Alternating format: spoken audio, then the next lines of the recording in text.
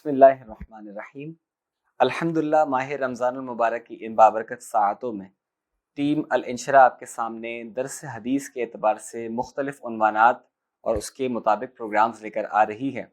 اور انشاءاللہ الرحمن آج اسی مناسبت سے ایک بہت ہی اہم عنوان تقوی اور پرہیزگاری کے اعتبار سے کچھ کلام کرنے کی سعادت حاصل کریں گے۔ نبی کریم صلی اللہ تعالی علیہ وآلہ وسلم نے ارشاد فرمایا، ان اللہ لا ينظر الی اجسادکم، کہ بے شک اللہ تبارک و تعالیٰ تمہارے جسموں کی طرف نظر نہیں کرتا، ولا الی صورکم، اور نہ تمہارے چہروں کی طرف نگاہ کرتا ہے، ولا الی اموالکم، نہ تمہارے اموال کی جانب نگاہ کرتا ہے، ولکن ینظر الی قلوبکم، لیکن وہ تمہارے قلوب کی جانب نگاہ کرتا ہے، واعمالکم، اور تمہارے اعمالوں کو دیکھتا ہے۔ تو یہاں حضور علیہ الصلوۃ والسلام نے واضح طور پر یہ چیز بیان فرمائی کہ اللہ تبارک و تعالیٰ کو تمہاری خوبصورت جسم سے، تمہارے چہرے سے، تمہارے اموال سے کوئی سروکار نہیں ہے، بلکہ اللہ تبارک و تعالیٰ تمہارے قلب کو دیکھتا ہے، اللہ رب العزت تمہارے اعمال کو دیکھتا ہے۔ اگر ہم تقوی کی بات کریں تو تقوی کا لغوی معنی ہے بچنا، محفوظ رکھنا، محفوظ رہنا، اور اصطلاح شریعت کی اگر بات کی جائے تو انسان کا ہر اس کام سے بچنا جو اخروی عذاب کا سبب بن سکتا ہو۔ حضرت عمر بن عبد العزیز رضی اللہ تعالیٰ عنہ کے فرزند فرماتے ہیں کہ روزہ فقط اس چیز کا نام نہیں ہے کہ انسان دن میں روزہ رکھے، یعنی کہ فرماتے ہیں تقوی فقط اس چیز کا نام نہیں ہے کہ انسان دن میں روزہ رکھے اور رات کو قیام کرے، بلکہ فرماتے ہیں کہ انسان ہر اس چیز سے بچے کہ جس سے اللہ تبارک و تعالیٰ نے اس سے منع فرمایا ہے، اور ہر اس کام کو کرے جس کا اللہ تبارک و تعالیٰ نے حکم فرمایا۔ گویا کہ آسان الفاظ میں اس بات کو یوں سمجھا جا سکتا ہے کہ جس جگہ پر اللہ تبارک و تعالیٰ تمہیں دیکھنا چاہتا ہے تم اس جگہ پر موجود رہو، اور جس جگہ پر اللہ رب العزت تمہیں دیکھنا نہیں چاہتا اس مقام سے بالکل دور رہو۔ تو یہ تقوی کی ایک بہت سمپل انہوں نے ڈیفینیشن بیان فرمائی۔ حضرت کعب احبار رضی اللہ تعالیٰ عنہ سے کسی نے پوچھا کہ حضور تقوی کی تعریف کیا ہے؟ آپ چونکہ دیگر کتب کا بھی علم رکھتے تھے، قرآن کریم کے علاوہ پچھلی کتابوں کے بھی آپ عالم تھے، تو آپ نے سوال کیا کہ یہ بتاؤ کہ اگر تم جنگل سے گزرو تو کس طریقے سے گزرو گے؟ تو اس شخص نے کہا کہ جنگل میں چونکہ جھاڑیاں ہوتی ہیں، راستہ بہت خطرناک ہوتا ہے، تو میں اپنے دامن کو بہت بچا کر چلوں گا، میں اس انداز میں چلوں گا کہ ایسا نہ ہو کہ میرا دامن کسی کانٹے وغیرہ سے چبھ جائے اور پھر میری قمیض وغیرہ پھٹ جائے، تو میں گویا کہ بہت محتاط ہو کر چلوں گا۔ تو حضرت کعب احبار رضی اللہ تعالیٰ نے جواب دیا کہ دنیا کی مثال بھی بالکل اس طریقے سے ہے کہ اس دنیا میں نفسانی خواہشات کو رکھا گیا ہے، گناہ کرنا بہت ہی آسان ہو گیا ہے اور نیکیاں کرنا بہت زیادہ مشکل ہو گیا ہے، نفس انسان کے اوپر مغلوب آ جاتا ہے، لہٰذا تقوی کا تقاضا بھی یہی ہے کہ انسان اس دنیا کے اندر رہتے ہوئے اپنے دامن کو ہر طرح کے گناہ سے محفوظ رکھے۔ تو کتنے خوبصورت انداز میں آپ نے دنیاوی مثال کے ساتھ تقوی کو بیان فرمایا۔ تقوی کا اصل مرکز یہ دل ہے، اور جس کا اظہار انسان کے اعمال سے ہوتا ہے۔ خود نبی کریم صلی اللہ تعالی علیہ وآلہ وسلم نے ایک حدیث مبارکہ کے اندر اپنی دل کی جانب اشارہ فرماتے ہوئے بیان فرمایا کہ تقوی یہاں پر ہے، کیونکہ آپ اس بات کو بخوبی جانتے ہیں کہ پہلے انسان کا دل بہکتا ہے، پھر انسان کی نگاہ بہکتی ہے، اور پھر سارا جسم اس گناہ کے اندر ملوث ہو جاتا ہے۔ تو دل وہ مقام ہے کہ در حقیقت یہاں پر تقوی ہے۔ اسی جانب حدیث مبارکہ کے اندر بھی حضور علیہ الصلوۃ والسلام نے بیان فرمایا کہ اللہ رب العزت تمہارے قلوب کی جانب دیکھتا ہے۔ دیٹ مینس کہ تمہارا قلب ایک متقی شخص کا قلب ہونا چاہیے، تمہارے قلب کے اندر وہ پاکیزگی ہونی چاہیے کہ جب رب کائنات تمہارے قلب کی جانب دیکھے تو اس کو اس بات کا بخوبی اندازہ ہو، تم اس بات کو اپنے دل کے اندر جانو کہ تمہارا دل اتقاء پسند والے لوگوں کا دل ہے۔ عبادت کا اصل مقصود، جو بھی انسان عبادت کرتا ہے، انسان روزہ رکھتا ہے، نمازیں پڑھتا ہے، اللہ تبارک و تعالیٰ کا قرب حاصل کرنے کے لیے قرآن کریم کی تلاوت کرتا ہے، در حقیقت اصل مقصد یہ تقوی کا حصول ہی ہے۔ جو بھی انسان عبادت کرے اپنے آپ کو متقی بنانے کی کوشش کرے، اور یہ دل کی اس کیفیت کا نام ہے کہ جس کا اظہار انسان اپنے اعمال سے کرتا ہے، اور جب انسان تقوی کی جانب بڑھتا ہے، جب تقوی کا حصول انسان پا لیتا ہے تو اس کا دل گناہوں کی جانب بڑھنے سے جھجک محسوس کرتا ہے۔ آپ کسی نیک پرہیزگار بندے کو دیکھیں کہ اگر اس کو کسی ایسی محفل میں جانے کی دعوت دی جائے کہ جہاں پر معاذ اللہ گناہوں وغیرہ کا سلسلہ ہو، تو وہ پہلے ہی بہت زیادہ جھجک محسوس کرنے لگتا ہے کہ نہیں، ایسا نہ ہو کہ میں کہیں گناہوں کے اندر ملوث نہ ہو جاؤں۔ تو یہ وہ کیفیت ہے تقوی کی کہ جب انسان اس کیفیت کو پا لیتا ہے تو کسی بھی گناہ کی جانب بڑھنے سے وہ جھجک محسوس کرتا ہے۔ ہم دنیا کے اندر دیکھتے ہیں کہ لوگوں نے اپنے الگ الگ اسٹینڈرڈز بنائے ہیں، ہر کسی نے اپنی زندگی گزارنے کا ایک الگ طریقہ کار بنایا ہے اور لوگ اس کو فالو کرنا بہت زیادہ پسند کرتا ہے۔ کوئی بہت اچھے لباس کو پسند کرتا ہے، کوئی بہت زیادہ مال و متاع کی خواہش رکھتا ہے۔ الغرض ہر کسی نے اپنا لیونگ اسٹینڈرڈ بنایا ہوا ہے، لیکن در حقیقت لیونگ اسٹینڈرڈ وہی ہے جو اللہ تبارک و تعالیٰ اور اس کے رسول نے بیان فرمایا ہے۔ اگر انسان کے جسم کے اوپر بہت اچھا کپڑا تو ہو لیکن اس کے دل کے اندر تقویٰ نہ ہو تو اس کا اچھا کپڑا اس کو کوئی کام نہ دے گا۔ اس کے برعکس اگر اس کی قمیص کے اندر کئی پیوند لگے ہوئے ہوں لیکن دل اللہ رب العزت کے تقوی کی جانب گامزن ہو تو پھر اس کے پھٹے ہوئے پیوند بھی اللہ تبارک و تعالیٰ کو بہت زیادہ محبوب ہوتے ہیں۔ اس کے بعد بہت زیادہ مال و متاع نہ ہو، اس کے پاس فقط اتنا ہی مال ہو کہ وہ بمشکل اپنی زندگی کا گزارا کر سکے، لیکن اگر دل کے اندر اللہ تبارک و تعالیٰ کا خوف ہے، پرہیزگاری ہے، تو یقین جانیے کہ وہ سوکھے ٹکڑے بھی اس کے دل کو بہت زیادہ سرور کی کیفیت میں مبتلا کر دیتے ہیں۔ الغرض انسان جو بھی عمل کرے اس کے پیش نظر ہمیشہ اللہ تبارک و تعالیٰ کا خوف، اللہ تبارک و تعالیٰ کا تقویٰ جب جب اس کی نگاہ کے اندر ہوگا تو اس کی زندگی کے اندر سکون اور اطمینان ہوگا۔ امام احمد رضا خان علیہ رحمت الرحمن تقوی کی مختلف اقسام بیان کرتے ہیں، اور سب سے پہلی قسم آپ بیان کرتے ہیں کہ انسان اپنے آپ کو کفر سے بچائے، کیونکہ جب انسان کفر کے اندر مبتلا ہوگا، چاہے یہ ایمان کے کفر سے ریلیٹڈ ہو یا ضمناً اس کو یہ بھی کہا جا سکتا ہے اگر یہ کفران نعمت سے ریلیٹڈ ہو، تو اس کفران نعمت سے بھی انسان کو اپنے آپ کو بچانا ہے۔ اور جو کفر ہے جو ایمان کو زائل کر دیتا ہے، انسان کو اپنے آپ کو کفر سے بچانا، یہ تقوی کی سب سے پہلی آپ نے قسم بیان کی۔ اسی طریقے سے اگلی چیز کہ اپنے آپ کو بد مذہبی سے محفوظ رکھنا۔ لہٰذا حضور علیہ الصلوۃ والسلام سے لے کر کم و بیش 1450 سال تک آج تک جتنے علماء کرام ہیں جن کا متفقہ کوئی مسئلہ ہے، وہ جس عقیدے کے اوپر متفق ہیں، جب جب انسان اس عقیدے کی پیروی کرے گا تو وہ اپنے آپ کو بد مذہبیت سے محفوظ رکھے گا۔ خود پیارے آقا علیہ الصلوۃ والسلام بیان فرماتے ہیں کہ اللہ رب العزت کبھی بھی اس امت کو گمراہی پر مجتمع نہیں کرے گا، اور جو جماعت سے الگ ہوا گویا کہ وہ جہنم کے اندر الگ ہوا۔ لہٰذا اپنے آپ کو بد مذہبی سے بچائیں، ان علماء کرام کی، ان اولیاء کرام کی پیروی کریں جو حضور علیہ الصلوۃ والسلام کے زمانہ اقدس سے لے کر آج تک اکابرین کے بیان کردہ عقائد کو فالو کرتے ہوئے آ رہے ہیں۔ لہٰذا کفر کے بعد اگلا اسٹیپ یہ کہ انسان اپنے آپ کو ہر طرح کی بد مذہبی سے محفوظ رکھے۔ اگلی چیز بیان کرتے ہیں کہ اپنے آپ کو صغیرہ اور کبیرہ گناہوں سے انسان محفوظ رکھے۔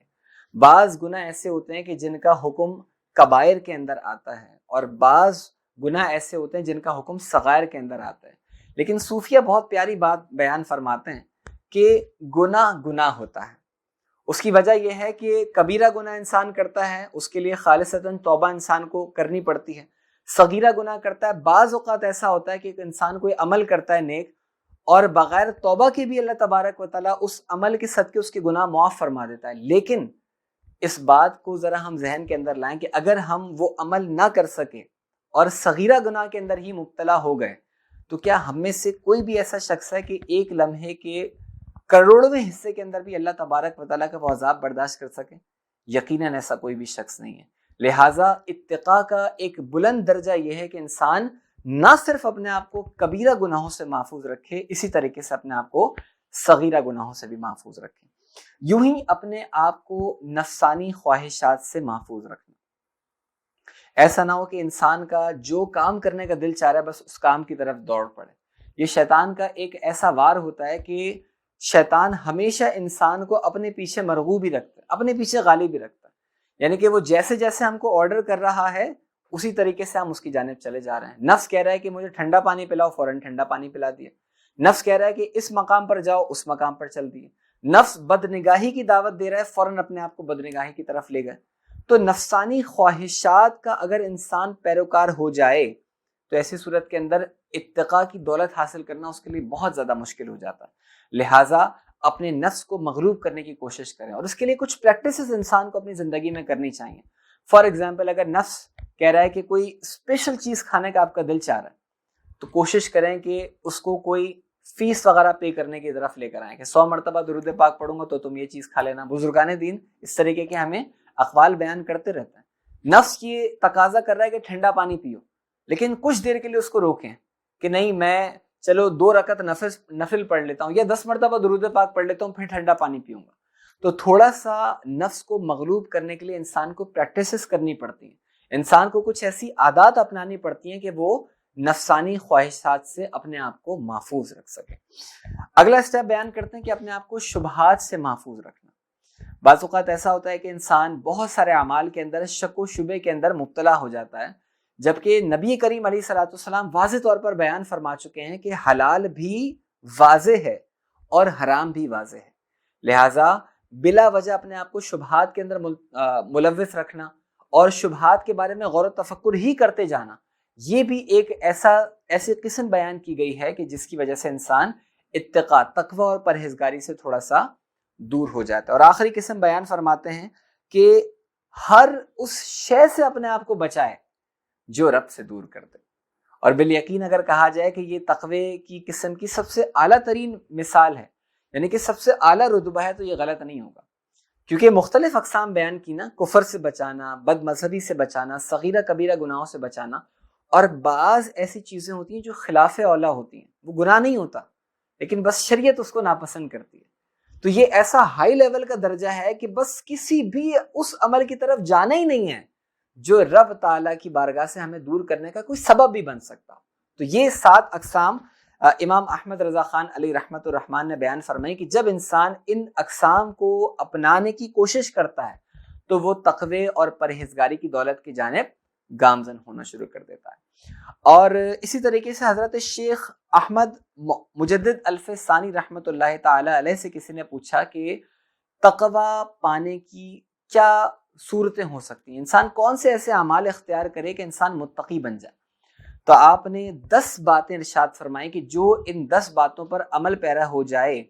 تو بالیقین وہ اللہ تبارک و تعالیٰ کی نگاہ کے اندر, اللہ رب العزت کی بارگاہ کے اندر متقی اور پرہیزگار شخص بن جائے گا. مختصراً اس کو عرض کرتے ہیں, سب سے پہلی چیز آپ بیان فرماتے ہیں کہ انسان اپنے آپ کو غیبت سے محفوظ رکھے.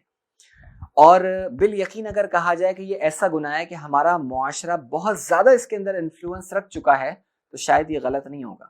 ہم اپنے اسکول, کالج, یونیورسٹی میں ہوتے ہیں, ہم اپنے جابس کے اوپر ہوتے ہیں, اپنے کاروبار کے اوپر ہوتے ہیں. اگر 2 یا 3 بندے بیٹھے ہوئے ہیں تو ان انٹینشنلی یا انٹینشنلی ایسا ماحول بن جاتا ہے کہ کسی تھرڈ پرسن کی غیبت ہونا شروع ہو جاتی ہے. اور اس غیبت کے بارے میں حضور علیہ الصلوۃ والسلام بیان فرماتے ہیں گویا یہ اپنے بھائی کا گوشت کھانے کے مترادف ہے. تو ذرا ہم غور و تفکر کریں کہ کیا ہم میں سے کوئی یہ پسند کرے گا کہ اپنے بھائی کا گوشت کھائے؟ بالکل بھی نہیں. لہٰذا اپنی ذات کے اندر وہ کیفیت پیدا کر لیجئے کہ اگر آپ کے سامنے کوئی غیبت کر رہا ہو تو فوراً اس کو روکیں کہ نہیں بھائی, ہم کیوں اپنے مسلمان بھائی کی غیبت کریں, نہ آپ اس کی غیبت کریں اور نہ میں اس کی غیبت کو سنوں. گویا کہ آپ اس کمیونیکیشن کا رخ بدل دیجئے اور ان کی بھی اصلاح کرنے کی کوشش کریں کہ نہیں, یہ چیز بالکل بھی مناسب نہیں ہے. یہ کبائر گناہ میں سے کہ انسان اپنے آپ کو غیبت کے اندر ملوث رکھے. لہٰذا جب ایسا ماحول بننے کی کوئی سمٹمز آپ کو نظر آئیں تو فوراً اس کمیونیکیشن کو ڈائیورٹ کر دیں, اپنے آپ کو غیبت سے بچائیں, تو آپ اپنے دل کے اندر پاکیزگی اور اطمینان کی کیفیت کو